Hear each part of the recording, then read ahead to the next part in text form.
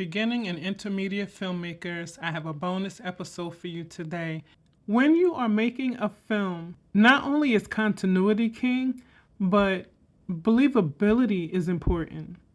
You cannot make these characters in a realism type of a series or film do things as if they are a superhero.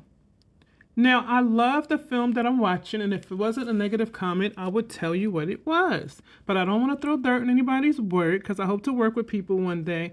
But I just couldn't comprehend how someone had a fatal accident where they should have died, literally.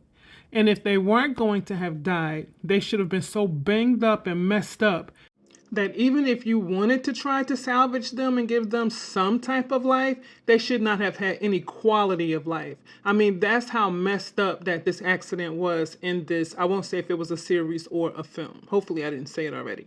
But the point is that I took issue with the fact that this person was able to, in no time, maybe within 24 hours, actually a few hours, be able to engage in dialogue after such a brutal accident. Be able to, the acting was not going to carry this. You couldn't leave it up to them to, oh, I'm in pain, and think that that was going to make us believers that they could get up or that they could be almost normal after such an accident. You just couldn't. I wouldn't care if you had Morgan Freeman, Denzel Washington, Lawrence Fishburne, Angela Bassett, and Tasha Smith. This accident, you were not going to bring even the best of actors to make this believable because the accident itself was horrible. It was a tragic accident. And this person is up, and the point is, when you are a writer, I'm going to talk about the writer, the director, and the actor. When you are the writer, you are going to have to make sure that the accident is believable. If the producers say to you, we want this character to live, I don't care how you have to do it, then you're going to have to be realistic, put yourself in the audience's shoes, and think about how this actor can live through a brutal accident. Give them the accident, but you're going to have to pull in with the camera so the accident doesn't look that fatal, and then they can be banged up and still continue on. If you are the actor, you're going to need to make sure that you remember you just had a very fatal accident, and there's no way you should be up and around. You need to be falling to the side, forward and backward. You need to be in agony and pain. Your words should not come out properly. They should only come out with you forcing them. Like, come. And if you are the director and you're forced with having to make this dream come alive that you know or should know, there's no way a person can carry on after this kind of an accident. You're going to have to be mindful when you are directing the actor to make sure that they remember they just had one of the world's most tragic accidents and they really shouldn't even be alive. You're going to have to make everything they say and do should reek of this accident they just had. Everything. Now, the audience may not believe it still that a person can carry on after this accident, but they'll buy into it because the actor is suffering. But you cannot leave the actor hanging. And when you leave them hanging, it's when you know in that script something is wrong or not right. Or even if you're so caught up that you don't see it, but that actor is struggling, you should see that. And then you and the actor, or maybe you first, and then you take it to the actor, you take that script and you go and look it over. And if it makes sense to you, then you go explain it to the actor. And then the actor, trusting you as director, will bring it to life based on your vision and what you're seeing. Even sometimes if they don't see it, some actors are so good, they know how to bring it to life. They know how to make it work or make it happen.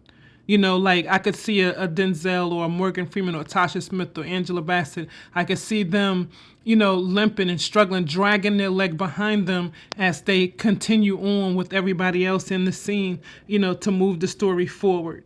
But they're dragging their accident, their trauma to their body from the accident. They're dragging it with them. You know what I mean? They're making it their own. But if you're a good director, and you're not wearing too many hats or trying to make the impossible possible, then you see these things and you and the actor work together to make it happen. So when the audience watches it, like myself, because even though I'm writer, director, producer, I'm still in the audience. I love everybody's work. I probably watch TV and movies more than I should. I should be more writing, producing, and directing.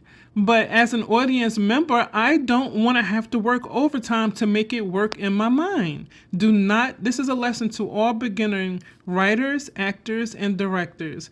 Do not make your audience work. We should not have to put the pieces of the puzzle together to make it believable or realistic or to buy into it so that we can make sense out of the film or the play or the series. We shouldn't have to do that.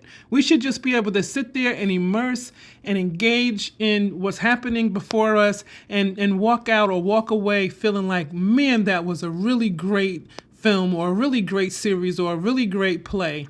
Or even if it's a book, a really great book, we should not have to be piecing puzzles together and making our imagination make up for any shortcomings in the making of the project. So I say to you, beginning writers, beginning directors, beginning producers, or if you're intermediate, or if you're whatever, I say to you, do not make the audience work. Directors, do not leave the actors hanging. They rely on you. They want to bring your vision to life. That's why they always come to you and ask you, what do you see in my character? Am I bringing my character to life in your vision or the way you saw it, happening? Or they, you have to. The actors rely on the director so much. And when you leave them, I always tell directors when I coach, I tell them not taking the actor where you want them to be is like leaving a child at home alone. Especially if they don't want to be, if they're not old enough and they don't want to be home alone. You just leave and they're looking like, oh God, where is she? Where is he? When will they be home? I'm here by myself. I don't know what to do. Am I safe? It's literally equivalent to that. Because I've had actors when I'm running lines, or I have two over here running lines and I'm working with one, and then it's time to go up and they're like, wait, can I just do it for you first before I go? It's like, we're just getting ready to run lines. They are just that motivated with making sure that they bring the director's vision to life. So director, your relationship with your actor is key. Writers, do not send everybody in a frenzy. You need to not only write, but you need a script supervisor, maybe more than one, because somebody has to make sure that the continuity is there. And then someone has to be making sure that the story develops properly. And when the story develops properly, that is no small task of a job. It is not just making sure that the dialogue is moving the story forward or that it makes sense. It's also making sure that certain things go together. That this person is not the jokester talking like the main character, or that the main character is not telling a bunch of jokes like the character who's the jokester. The development is also making sure that the plot is moving forward, making sure that the story is on task or that it's sticking to what the story is or the storyline, or even the storyline or the story in that particular scene, if not the overall. It's a lot that's involved with that job. And when you skip or skimp on that job, having someone in that position, then someone finds flaws in it. And sometimes they're not even looking. Now, granted, we know there are people who go and look, but there are some people who they were not looking. They just wanted to come out and support, watch your project, or looked interesting. And then all these things jump out at them. So these positions are key to have when you are producing a film, a series, or a play, again, or even a book. It's always good to have an editor or someone that looks through everything to make sure that everything is going properly, because if not, it spills over. It spills over into the reading. But if you didn't do a reading or you just jump straight to filming or production, then you didn't even catch the problem there. And so I'm going to go over a lot of these issues and a lot of these problems, but I just saw this and I wanted to say something. I'm doing more videos. I haven't put them all out yet, but I'm doing more videos where I talk about different tips to help writers, directors, and producers who are just starting out, whether you're a content creator or a filmmaker or a playwright and play producer, whatever it is. If you're in arts and entertainment, I am trying to bring you as much information as possible to help you on your journey. I love talking. I love podcasting, and I love now being a YouTuber. So I'm here to bring everything to you. Please take it as much as you can. It's all free information.